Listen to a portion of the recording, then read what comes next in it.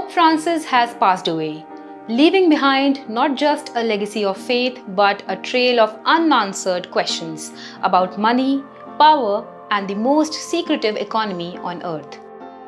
Behind the sacred walls of the smallest country on earth lies one of the world's most secretive and powerful economies, the Vatican. Just 800 residents but over 5 million tourists a year. No other nation operates quite like this. Since 313 AD, when the Catholic Church became the Roman Empire's official religion, its influence and wealth have only grown. So how does this tiny country make money? But first, you need to know what the Holy See is. The Holy See is the central government of the Catholic Church, overseeing religious, diplomatic, and administrative functions globally. The Holy See earns revenue through multiple sources. Three key sources power the Vatican's economy. Number 1, Peter's pence.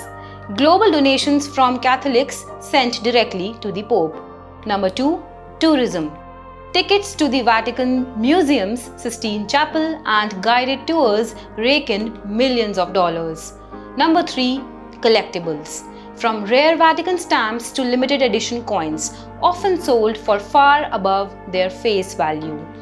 Though they use the euro, the Vatican isn't part of the EU. It mints its own coins, few in number, high in value, because it's ruled by a monarchy, the Pope. In 2013, the Vatican reported $315 million in revenue but spent $348 million, running a $30 million deficit. A drop in gold prices and rising costs shook the Holy See's financial stability, and much of the Vatican's wealth tied up in gold, not just bars but hidden in priceless artifacts and architecture. As per a Fortune report, the Vatican Bank had client holdings of 5.4 billion euros or $6.1 billion as of 2023. Nearly half of this belongs to religious orders like congregations, universities, and monasteries.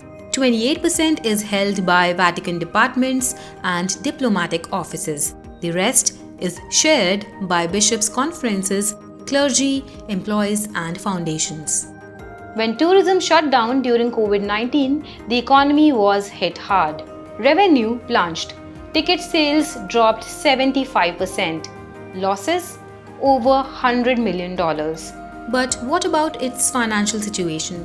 Why did the Vatican face scrutiny over finances? Well, there are a number of reasons. Number 1, lack of transparency.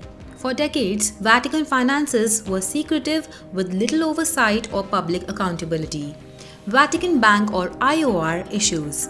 It was accused of money laundering, shady account holders, and connections to criminal networks and even mafia.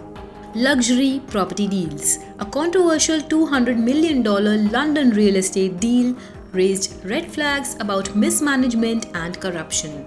Misuse of donations. Funds from Peter's pence were allegedly used for risky investments. And lastly, internal power struggles. But Pope Francis was no ordinary leader. He wanted reform. He pushed for transparency, exposed scandals, and cracked down on shady banking within the church walls. He brought in Cardinal George Pell to audit the Vatican's books and stop the corruption. And this is how Pope Francis tackled Vatican financial scandals. Created Secretariat for the economy to oversee all finances. Cleaned up the Vatican Bank, closing shady accounts. Enforced budgets and audits across departments. Approved trials of senior officials including Cardinal Becciu. Investigated the London property scandal. Banned tax haven investments and pushed financial transparency. If we talk about Vatican's GDP, it isn't officially published, but per capita it's estimated around $21,000, placing it among the world's top 20 wealthiest nations per person. Why? Because almost every resident works for the church. There's no unemployment and no poverty within its walls. With billions in assets, global donations, and influence across every continent, the Vatican isn't just a country. It's a financial powerhouse cloaked in faith. With Pope Francis gone, the Church enters a new chapter.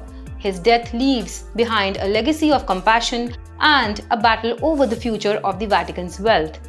Who controls the Vatican now? And will the next Pope protect his vision or bury it? Well, that is all for today. Keep watching ET for more.